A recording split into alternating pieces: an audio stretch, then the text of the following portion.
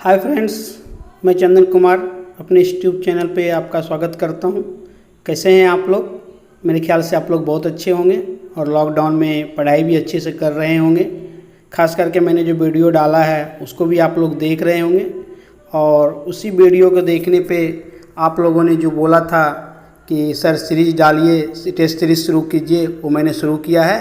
50 question का test series है जिसमें कटअप मैंने 35 रखा है और नेगेटिव मार्किंग भी इसमें रखा है।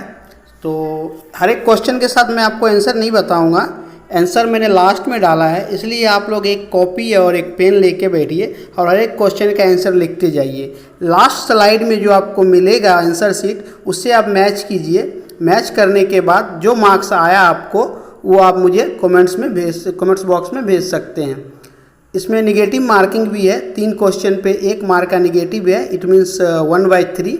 तो ज़्यादा टाइम ना वेस्ट करते हुए स्टार्ट करते हैं। आते हैं क्वेश्चन नंबर 1 पे। जो अब क्वेश्चन नंबर आपके स्क्रीन पे आ चुका है वो क्वेश्चन है, पहला क्वेश्चन है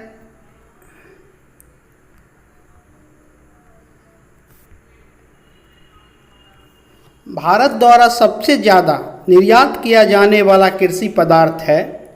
ऑप्शन ए में दिया है चाय, बी में कॉफ़ी, सी में बासमती चावल, डी में दाल। आपको जो सही लगता है वो आंसर लगाएं।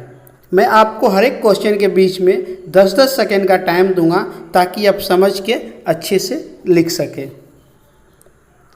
अभी हम आएंगे क्वेश्चन नंबर 2 पे। क्वेश्चन नंबर 2 है, सार्वजनिक वितरण प्रणाली का संचालन किसके द्वारा किया जाता है? केंद्र सरकार, राज्य सरकार। ऑप्शन ए में है केवल 1 यानी केंद्र सरकार, ऑप्शन बी में है केवल 2 यानी राज्य सरकार, ऑप्शन 3 में 1 और 2 यानी केंद्र सरकार और राज्य सरकार दोनों, और ऑप्शन डी में है इनमें से कोई नहीं। तो आप लोग अच्छे से इसको ध्यान लगाइए और उसके बाद अपना आंसर लगाइए। अब आते हैं क्वेश्चन नंबर 3 पे। क्वेश्चन नंबर 3 में है, हरित क्रांति का पिता किसे कहा जाता है? ऑप्शन ए है डॉक्टर MS स्वामीनाथन, बी में है नॉर्मन बोरलॉग, सी में है वर्गीस कुरियन, डी में है उपरोक्त में से कोई नहीं। एक्चुअली मैंने ये आपको पढ़ाया है, वीडियो में भी है, आप लोग पढ़े होंगे तो आपको अच्छे से पता होगा हरित क्रांति का पिता कौन है, किसे कहा जाता है। तो आप अपना टिक लगाइए, लास्ट में आंसर शीट में चेक कर लीजिए। क्वेश्चन नंबर 4, निम्नलिखित में से किस दशक में भारत की जनसंख्या की दर नकारात्मक थी? मतलब कम, जो पॉजिटिव में चल रहा था वो निगेटिव में आया था। ए में है 1901 से 11, 1911 1921, 1921 टू 1931, 1931 टू 1941। अच्छे से ध्यान लगा के उसके बाद आप इसमें टिक मारिए। ABCD जो भी आपको लगता है सही है वो अपने पेपर पे लिखिए। क्वेश्चन नंबर 5, राउरकेला और दुर्गापुर स्टील प्लांट की संकल्पना किस पंचवर्षीय योजना में की गई थी?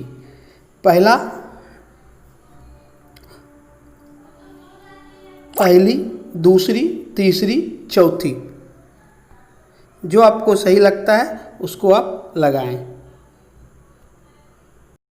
नाउ क्वेश्चन नंबर 6, इनमें से मिलान सही है।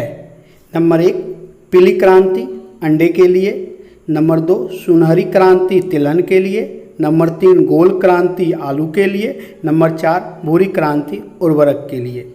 ऑप्शन ए में है 1 और 2, ऑप्शन बी में है 1 और 3, ऑप्शन सी में है 2 और 3, ऑप्शन डी में है 3 और 4। अभी आप लोग को पता ही होगा कौन सी क्रांति किसके लिए हुआ है। जो आपको सही लग रहा है वो आप टिक करें। नाउ आगे बढ़ते हैं और आते हैं क्वेश्चन नंबर 7 पे। नाबार्ड में भारत सरकार का कितना हिस्सा है? ए में 55%, बी में 51%, सी में 99%, डी में 75%। अभी आपने सुना ही होगा नाबार्ड को भारत सरकार ने खरीदा है, तो आपको पता होगा कितना % भारत का हिस्सा है। आपको जो सही लगता है वो टिक करें। नाउ आगे बढ़ते हैं और क्वेश्चन नंबर 8 पे आते हैं। भारत में खाद्य सुरक्षा और मानक अधिनियम कब पारित हुआ? भारत में खाद्य सुरक्षा और मानक अधिनियम कब पारित हुआ? ए 2005, बी 2006, सी 2008, डी 2011। अभी आगे बढ़ते हैं क्वेश्चन नंबर 9। भारत के कुल बाहरी ऋण में अधिकतम हिस्सा किसका है? दीर्घ अवधि उधार, मध्य अवधि उधार, लघु अवधि उधार, अत्यंत दीर्घ अवधि उधार। इसमें क्वेश्चन ये बोल रहा है भारत के कुल बाहरी ऋण मतलब बाहर से जो ऋण लिया गया है वो किसका ज़्यादा है? आधे दिनों के लिए वाला है, मध्य अवधि के आधार का है, लघु का है, अंतर्वित्तीय का है, जो भी आपको लगता है वो आप टिक करें। Now question number 10। भारत के कुल विदेशी ऋण में अधिकतम हिस्सा निम्नलिखित मुद्रा में से किसमें है? यूएस डॉलर, भारतीय रुपये, Japanese yen, euro.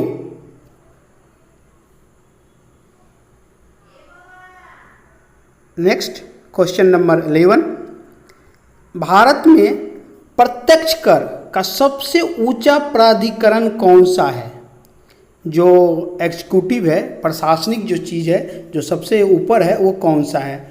CBED, CBDT, CBEC, CBIT। Now question number 12 on your screen. निम्नलिखित में से कौन सा डेटा मासिक रूप से जारी किया जाता है? ए WPI, बी CPI, सी IIP, डी उपरोक्त में से सभी। क्वेश्चन में ये पूछ रहा है कि मंथली डेटा जारी करने वाली जो है क्या क्या है? WPI, CPI, IIP या सभी। Now question number 13।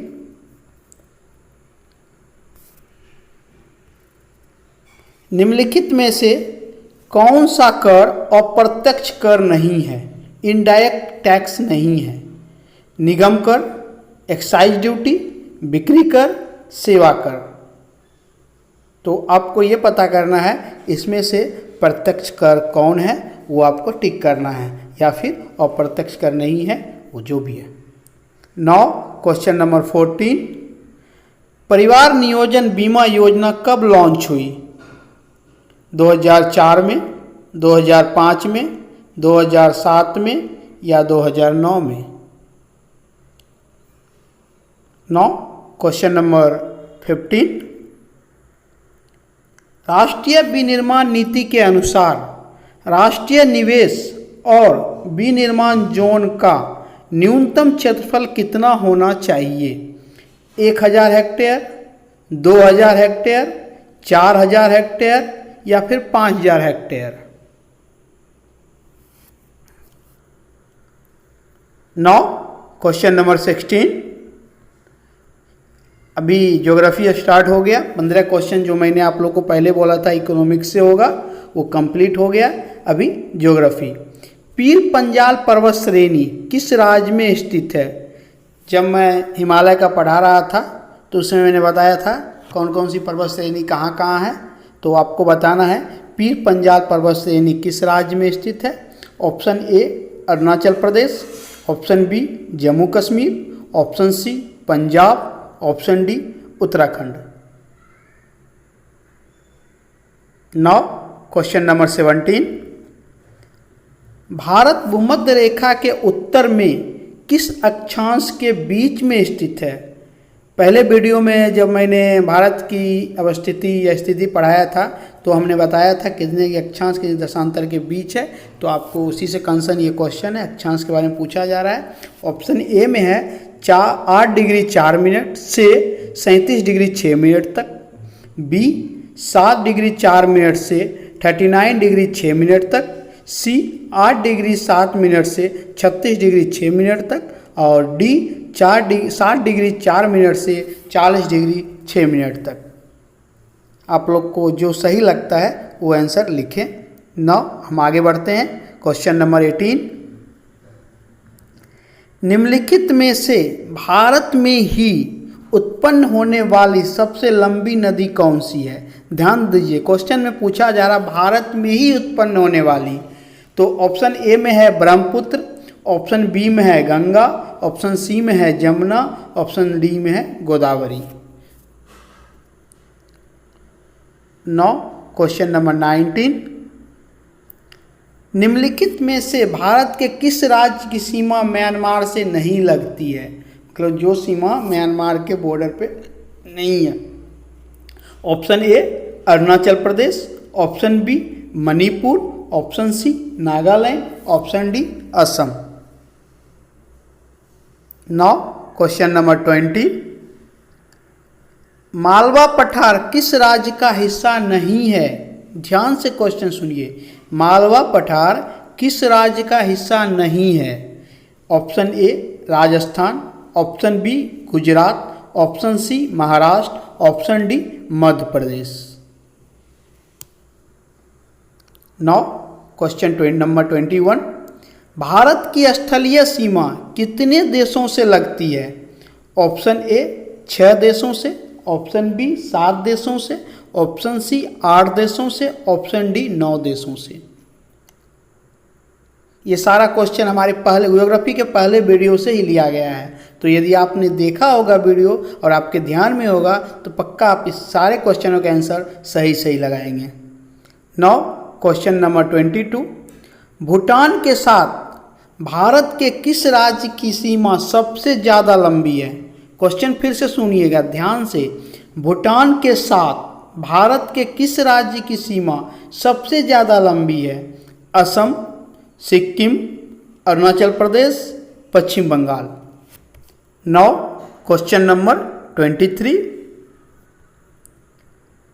यदि दिल्ली में कोई मैच 10 बजे शुरू होता है, यदि दिल्ली में कोई मैच 10 बजे शुरू होता है तो लंदन में दर्शक उसे किस समय देखेगा? कहने का मतलब है लंदन में उस समय क्या टाइम हो रहा होगा? तो ऑप्शन ए में है सुबह 4 बज रहा होगा, सुबह 4:30 बज रहा होगा, सुबह 4:45 हुआ होगा या सुबह 4:50 होगा। आपको यदि इंटरनेशनल टाइमलाइन आपको पता होगा और हमने पढ़ाया है तो आप 100% सही मारिएगा। नाउ क्वेश्चन नंबर 24, सिंधु नदी की कौन सी सहायक नदी मानसरोवर झील से निकलती है? चेमा युंगडुंग ग्लेशियर से निकलने वाली मानसरोवर, जिसका ऑप्शन है Beas, Jhelum, Sutlej, Ravi. Beas, Jhelum, Sutlej, Ravi. Now question number 25, निम्नलिखित में से कौन सी नदी अमरकंटक से निकलती है? कौन सी नदी अमरकंटक से निकलती है? ए बेतवा, बी माही, सी नर्मदा, डी ताप्ती। जब मैं पठार पढ़ा रहा था उसमें हमने बताया था अमरकंटक से 3 नदियाँ निकलती है, तो आप लोग यदि पढ़े होंगे तो पक्का आपको ध्यान में होगा। नाउ क्वेश्चन नंबर 26, भारत की सर्वाधिक सीमा किस देश के साथ लगती है? भारत की जो सबसे ज़्यादा सीमा लाइन है, सबसे लंबी लाइन किस देश के साथ लगती है? Option A Pakistan, option B चीन, option C Bangladesh, option D Nepal. Now question number 27, Ganga की मुख्य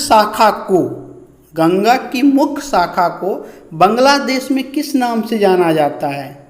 option A Jamuna, option B Padma, option C मेघना, ऑप्शन डी कालिंदी।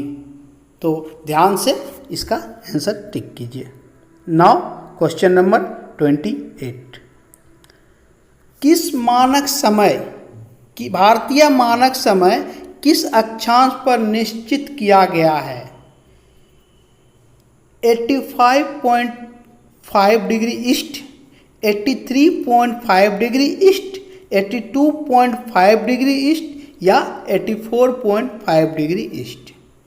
जो सही है उनको टिक करें, उनको लिखें, लास्ट में आंसर में मिलाया जाएगा। 9 क्वेश्चन नंबर 29।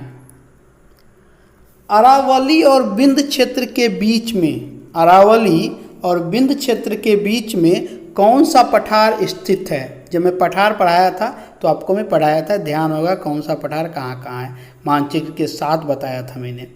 9 ऑप्शन ए छोटा नागपुर पठार, बी मालवा पठार, सी दक्कन का पठार, डी उपरोक्त में से कोई नहीं। 9 क्वेश्चन नंबर 30। लोह तत्व मात्रा के आधार पर कौन सा लोहा सर्वश्रेष्ठ होता है? लौह तत्व मात्रा के आधार पर कौन सा लोहा सर्वश्रेष्ठ होता है? मैग्नेटाइट, हेमेटाइट, लिमोनाइट या siderite? Magnetite, haematite, limonite and siderite. जो सही है वो टिक करें। और इस तरह से ज्योग्राफी का भी क्वेश्चन कंप्लीट होता है। अब आगे का 10 क्वेश्चन जो मैंने आप लोगों को बोला था रीजनिंग से होगा, वो अभी रीजनिंग से है।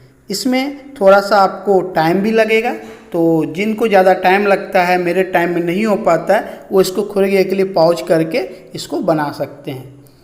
एक खास कोड में RAIL रेल को 5796 लिखा जाता है और TAPE को 3748 लिखा जाता है। उस कोड में PAIR पेयर को कैसे लिखा जाता है? ऑप्शन ए में है 4795, option B 4785, option C 3795, option D 8795। इसमें मैं आपको थोड़ी देर टाइम दे रहा हूँ, आप अच्छे से इसको बनाइए। यदि किसी को इतने टाइम में भी नहीं बनता है तो वीडियो को थोड़ी देर के लिए पॉज कीजिए, फिर जाके आप बनाइए, फिर आगे बढ़िए।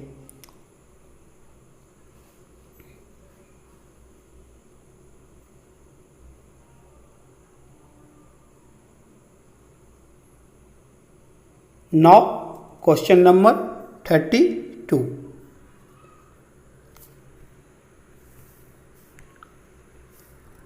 निम्नलिखित में से विषम शब्द चुनिए। ए में खाड़ी, बी द्वीप, सी प्रायद्वीप, डी अंतरीप। इन चारों में से जो आपको अलग लगता है वो आप लिखिए। खाड़ी, द्वीप, प्रायद्वीप, अंतरीप। मैंने अपने क्लास में इन चारों में अंतर बताया था, तो उस हिसाब से यदि आप क्लास अटेंड किए होंगे या वीडियो देखा होगा तो पक्का आप सही मारेंगे। Now question number 33।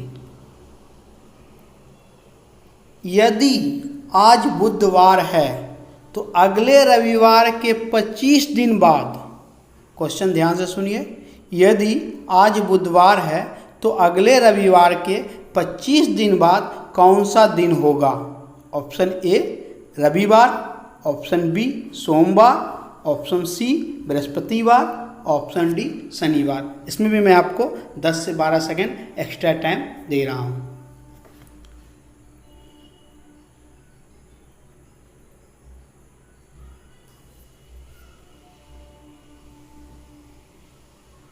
Now question number 34। जहाज जैसे कप्तान से संबंधित है, जहाज जैसे कप्तान से संबंधित है, वैसे ही अखबार किससे संबंधित है? प्रकाशक, संपादक, मुद्रक या फिर पाठक? क्वेश्चन को ध्यान से सुनिए। जहाज का जो रिलेशन कप्तान के साथ है, उसी तरह अखबार का रिलेशन किसके साथ होगा? प्रकाशक, संपादक, मुद्रक या फिर पाठक? Now question number 35। निम्नलिखित शब्दों में से विषम शब्द चुनिए। ऑप्शन ए पत्र, option B speed post, option C SMS, option D money order. विषम शब्द जो सबसे अलग है, चार में से अलग है। पत्र, speed post, SMS money order. Now question number 36।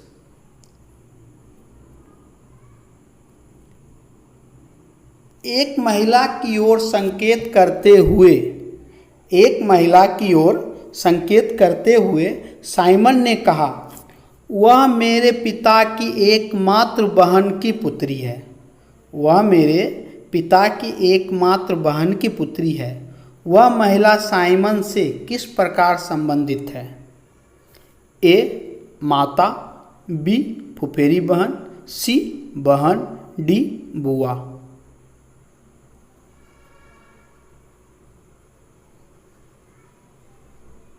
Now question number 37।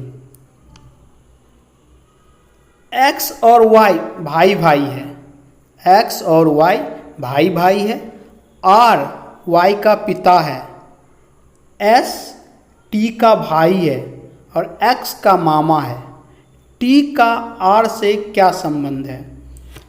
X Y भाई भाई है। आर वाई का पिता है। एस टी का भाई है और एक्स का मामा है। टी का आर से क्या संबंध है? ऑप्शन ए माता, ऑप्शन बी पत्नी, ऑप्शन सी बहन, ऑप्शन डी भाई।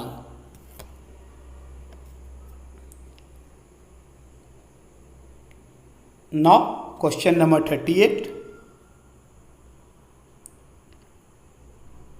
यदि 15 सितंबर 2000 शुक्रवार है, यदि 15 सितंबर 2000 को शुक्रवार है तो 15 सितंबर 2001 को कौन सा दिन होगा?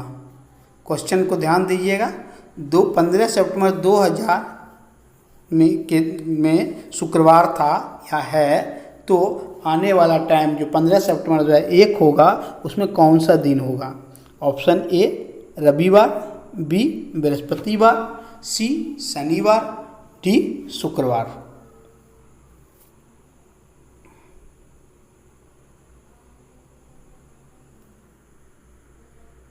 Now question number 39। उत्तराभिमुख बच्चों की एक पंक्ति में रितेश बाएं छोर से 12वां है। बाएं छोर से 12वां है। सुधीर जो दाएं छोर से 22वां है। रितेश से दाएं का चौथा है। पंक्ति में कुल कितने बच्चे हैं? Option A 35, option B 36, option C 37, option D 34।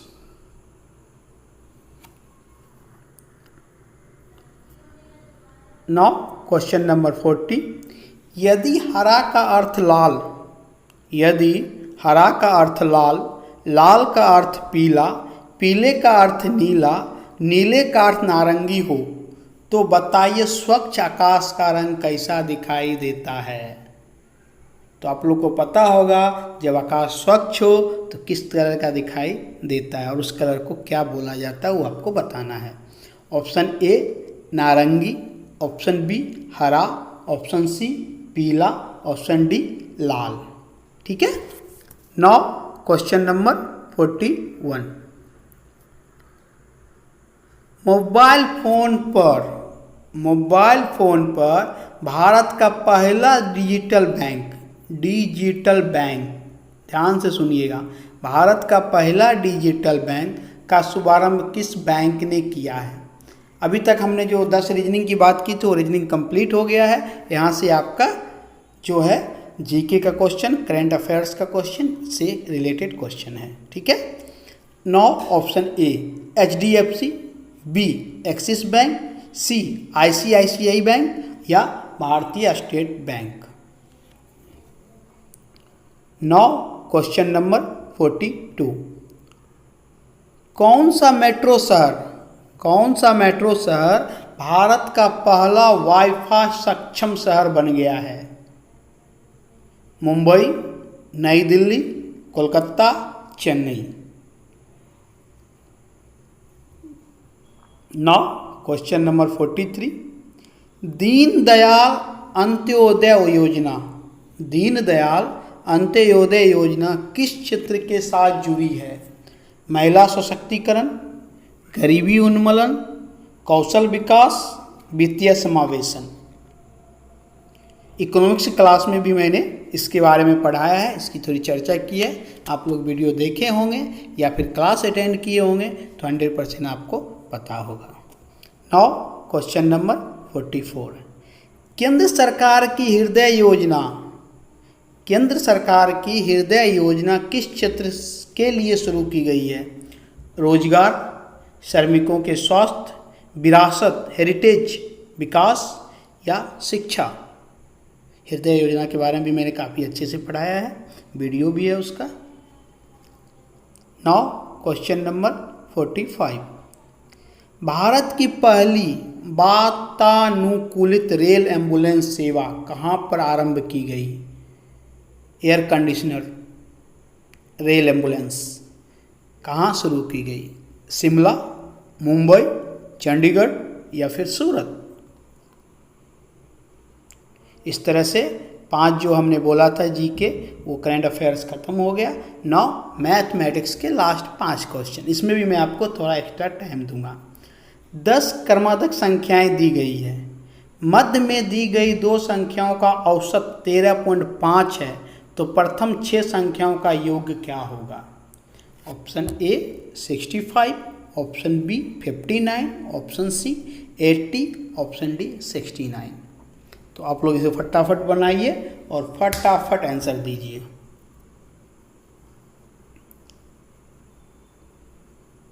और किसी को ज़्यादा टाइम लग रहा है तो थोड़ी देर के लिए अपने वीडियो को पॉज कीजिए, फिर बनाइए। जैसे आपका बन जाता है आंसर लिखिए, फिर आगे बढ़िए, बट टाइम का थोड़ा सा ध्यान रखते हुए। नाउ क्वेश्चन नंबर 47, पी एक मेज को 16 दिन में बना सकता है। पी एक मेज को 16 दिन में बना सकता है, जबकि क्यू उसे 20 दिन में बना सकता है। क्यू ने कार्य आरंभ किया तथा उस कार्य को 5 दिन तक किया। शेष कार्य पी कितने दिन में पूरा कर सकेगा? ऑप्शन ए 10, ऑप्शन बी 12 दिन, ऑप्शन सी 15 दिन, ऑप्शन डी 18 दिन।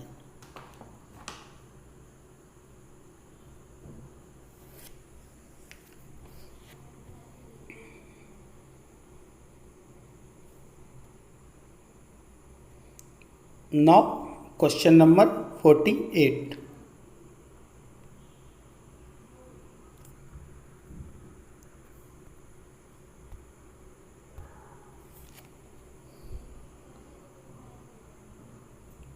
एक नाव 14 किलोमीटर धारा के प्रतिकूल तथा 16 किलोमीटर धारा के अनुकूल दूरी 9 घंटे में तय करती है। वह 12 किलोमीटर धारा के प्रतिकूल और 40 किलोमीटर धारा के अनुकूल दूरी 11 घंटे में तय करती है। स्थिर जल की में नाव की गति क्या होगी? किलोमीटर पर आवर में निकालना है। 2 kilometre per hour, 3 kilometre per hour, 4 kilometre per hour या फिर 5 kilometre per hour.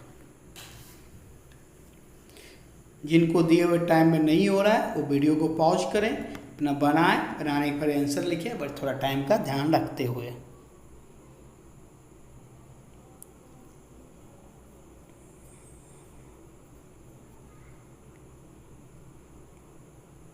Now question number 49, एक 4000 की राशि साधारण ब्याज से 6 वर्ष में 7000 हो जाती है। यदि ब्याज की दर स्वयं का दुगुना हो जाए तो 6 वर्ष पश्चात राशि क्या होगी? 8500, 9000, 8000 या फिर 10000। ये सेकेंड लास्ट क्वेश्चन है। इसमें लास्ट क्वेश्चन हम करेंगे, फिर हम आपको आंसर शीट देंगे, आप लोग आंसर मिलाइएगा।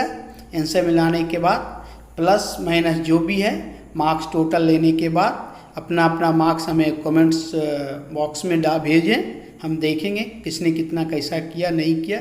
और ये आई होप मेरे ख्याल से तो 100% लोग 35 प्लस तो लाएंगे ही लाएंगे, जिस टाइप के क्वेश्चन था। चलिए नेक्स्ट लास्ट क्वेश्चन पे चलते हैं। एक कोट का अंकित मूल्य क्रय मूल्य का दुगुना है। 36% लाभ कमाने के लिए छूट का मान प्रतिशत में क्या होना चाहिए? Option A 32%, option B 23%, option C 34%, option D 36%।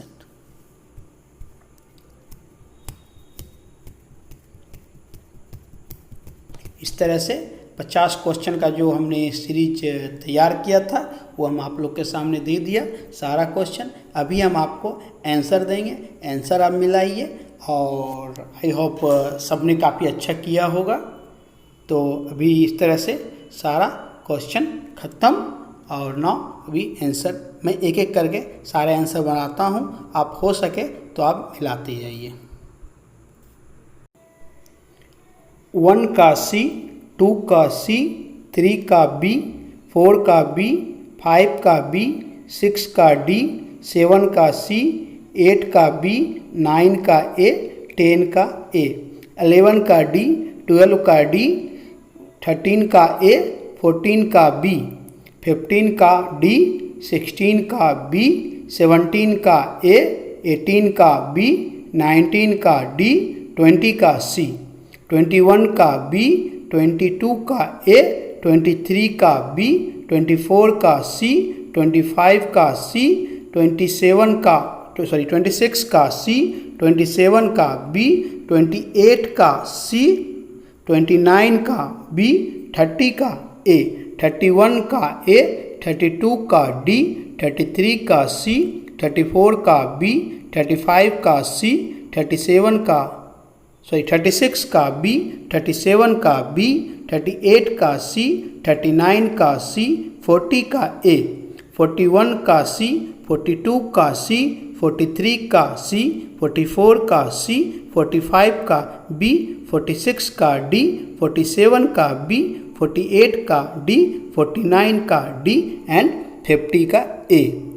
I hope आप लोग का रिजल्ट काफ़ी अच्छा आया होगा और जितना भी 35 प्लस होंगे सारे सेटिस्फैक्ट्री हैं, सेट हैं। इसी तरह से अच्छे से पढ़ाई करते रहिए और आगे बढ़ते रहिए।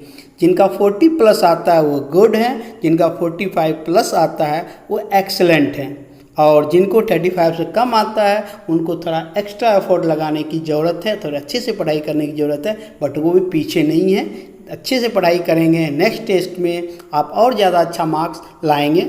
चलिए बेस्ट ऑफ लक। जिसको सबसे ज़्यादा आया उनके लिए कंग्रेचुलेसन और जिनको कम आया या मतलब बीच में रहा उनके लिए अच्छा है। आगे आप अच्छे से ट्राई कीजिए, काफ़ी आगे जाइएगा और सब लोग अपना अपना जो मार्क्स जिनको मिला है वो हमारे कमेंट्स बॉक्स में भेजिए ताकि मैं देखूं कौन को टॉपर रहा, किसको कितना मार्क्स आए। और यदि वीडियो अच्छा लगे तो लाइक कीजिए, लाइक करने के बाद अपने दोस्तों में शेयर कीजिए, उन लोगों तक भी इन वीडियो को पहुंचाने की कोशिश कीजिए ताकि उन लोगों को भी इसका लाभ मिल सके। चलिए ओके बाय, गुड नाइट।